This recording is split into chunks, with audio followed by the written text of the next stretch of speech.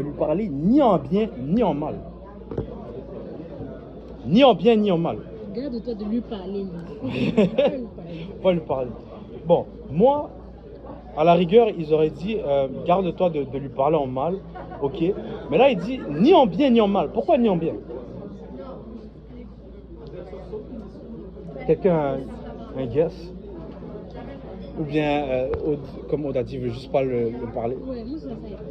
Tu dois juste pas lui parler.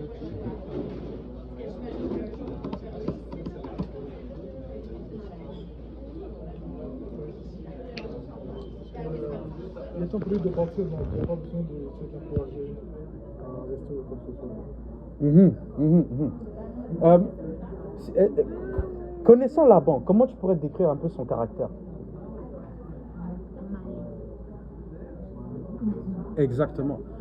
Ce qui renforce un peu l'hypothèse de Robbins, c'est que Dieu lui dit de ne pas lui garder, de pas lui parler ni en bien ni en mal. Ni en mal, bien sûr, pour pas lui faire de menaces ou de choses comme ça, ou d'essayer de lui faire du mal. Mais ni en bien aussi, parce que on se rappelle que Laban et Jacob, c'est des escrocs.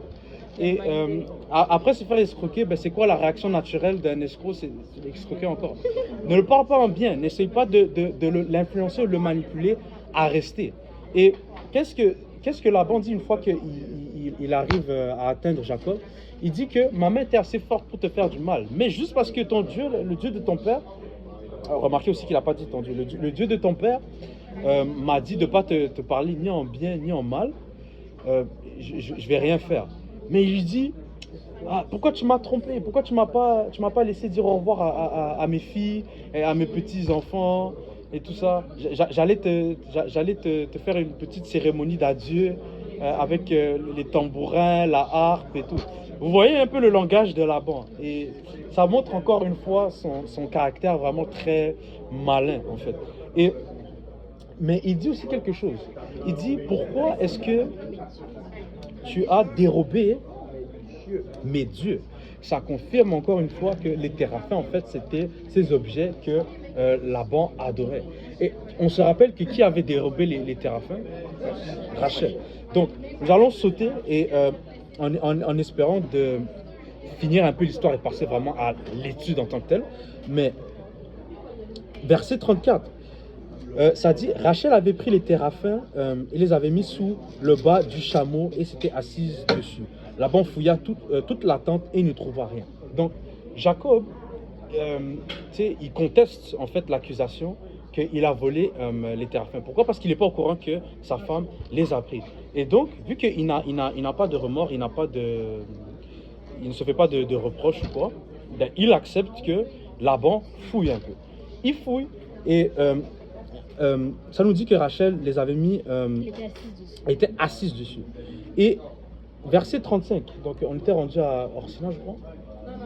Elle dit à son père que mon Seigneur ne se fâche point si je ne puis me lever devant toi, car j'ai ce qui est ordinaire aux femmes.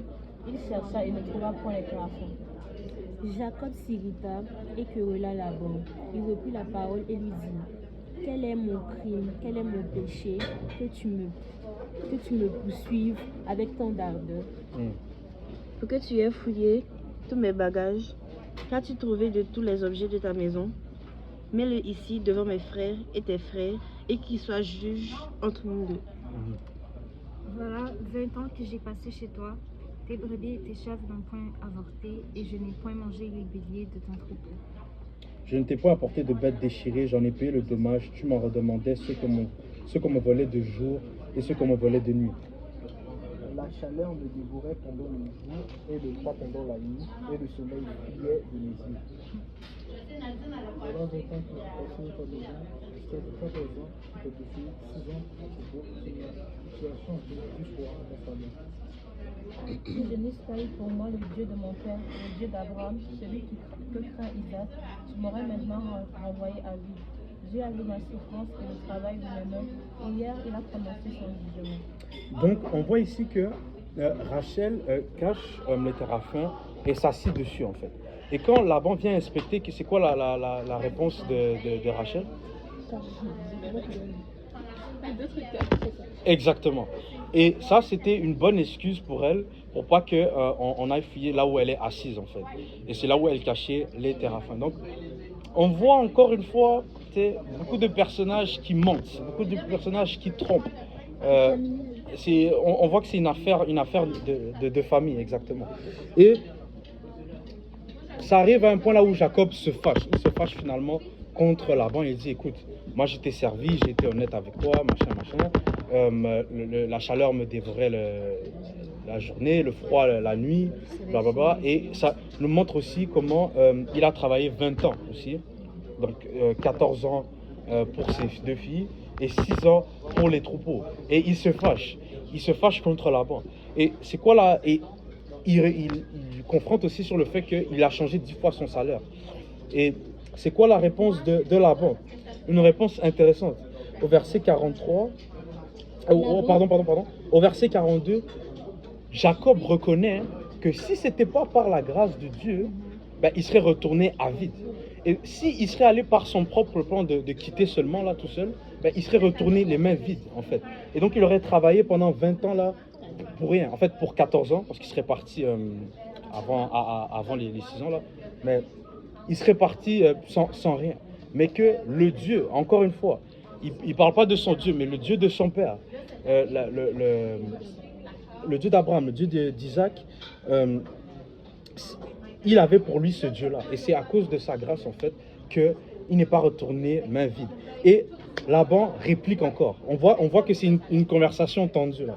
Et Laban, qu'est-ce qu'il dit? Laban répondit et dit à Jacob, ces filles sont mes filles, ces enfants sont mes enfants, ce troupeau est mon troupeau, et tout ce que tu vois est à moi. Et que puis-je faire aujourd'hui pour mes filles ou pour leurs enfants qu'elles ont mis au monde? C'est quoi votre réaction à cette réponse? Non, il a pas de travail pour ça. Là. Il dit, ces filles sont mes filles. Ok. Ok. Il dit, ces enfants sont mes enfants. Comment? Et il dit, ce troupeau est mon troupeau.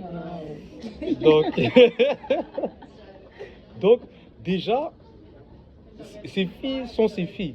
Oui, mais c'est ça en fait. Maintenant, c'est les femmes de Jacob. Exactement. L'homme qui plaiera son père et sa mère et sa passion. Exactement. Et qui les a donnés? C'était Laban lui-même. Et il a donné les deux alors que Jacob voulait juste celle qu'il aimait en fait.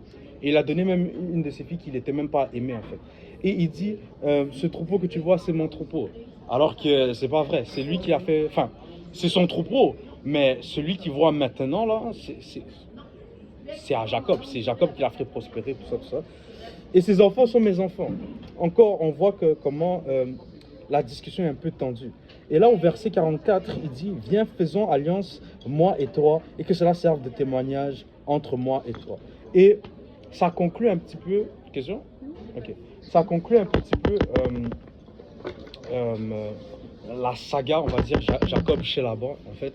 Jacob fuit et, après être revenu pour ses téraphins qu'il ne trouve pas, et après s'être querellé, ils se disent, ok, faisons seulement une alliance.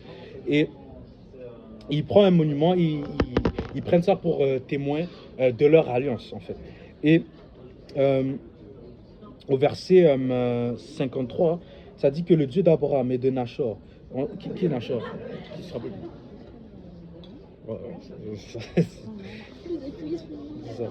Que le Dieu de leur père soit juge entre nous. Jacob jura par celui que craignait Isaac. Jacob offrit un sacrifice sur la montagne et il invita ses frères à manger. Ils mangèrent donc et passèrent la nuit sur la montagne. Laban se leva de bon matin, baisa ses fils et ses filles et les bénit. Ensuite, il partit pour retourner dans sa demeure. Et il laissa, Ouais. il les a laissés là chez la montagne. Ils sont sur la montagne. Ouais. Donc, on se rappelle que on était chez Laban pendant une semaine là, et là, Laban a finalement pris ses clics et ses claques, ils sont partis. Et en route, Laban les a rattrapés, et finalement, blablabla, après ça, il les a laissés, et on continue notre chemin. C'est clair? Ok. Donc, Laban est toujours là-bas, ok. Et Jacob est dans son chemin vers quelle route là? La maison de ses pères. Maintenant, il y a un nouveau un personnage qui revient là, qu'on avait oublié. Qui revient là, qui revient et qui l'attend. Qui est ce personnage? Esaü. Mr. Esaü. Donc, on avait oublié que 20 ans en arrière, là, il y a 2 semaines, là, Esaü voulait le tuer. Ok? Avec raison. Plus que valable. Ok? Et on le voit maintenant, il rentre vers c'est la maison de son père, et super béni, super riche.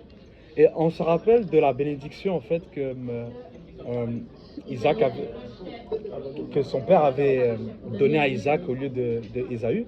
Et on le voit s'accomplir là. On voit comment il est extrêmement béni, il est prospère. Et on a vu que ça ne s'est pas fait par les ruses de Jacob en fait. Tout ce qu'il a fait là, c'était littéralement parce que Dieu était avec lui. Et même lui, il le reconnaît. Question ou pas? Steven. Ça va, Ok. J'ai cru que... non, ça tourne là. Ça tourne? Ok, on va laisser ça tourner. Bon, et là, on va rentrer maintenant dans une partie intéressante ici. Donc, chapitre 32. Maintenant, nous sommes au chapitre 32. Et on va voir que à partir du verset... on peut commencer à partir du verset 1. Donc, on était rendu à qui? Je peux commencer.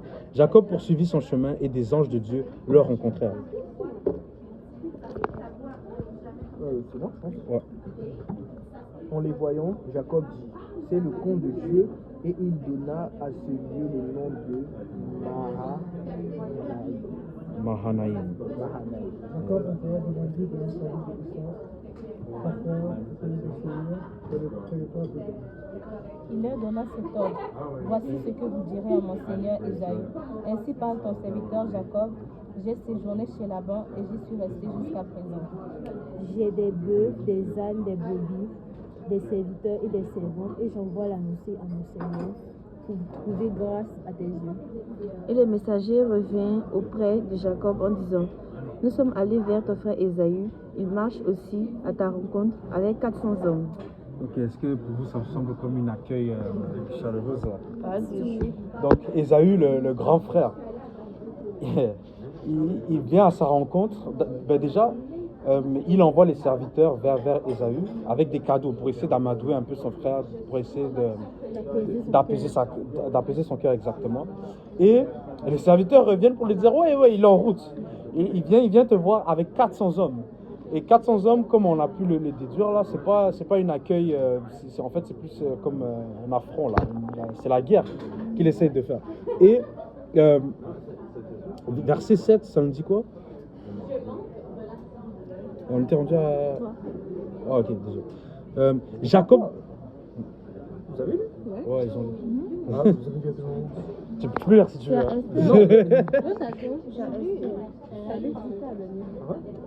Ok. Ok. Jacob fut très effrayé et se saisit d'angoisse. Il partagea en 2 camps les gens qui étaient avec lui, les brebis et les bœufs et les chameaux. Exactement. Vas-y. Et il dit, si Ésaü vient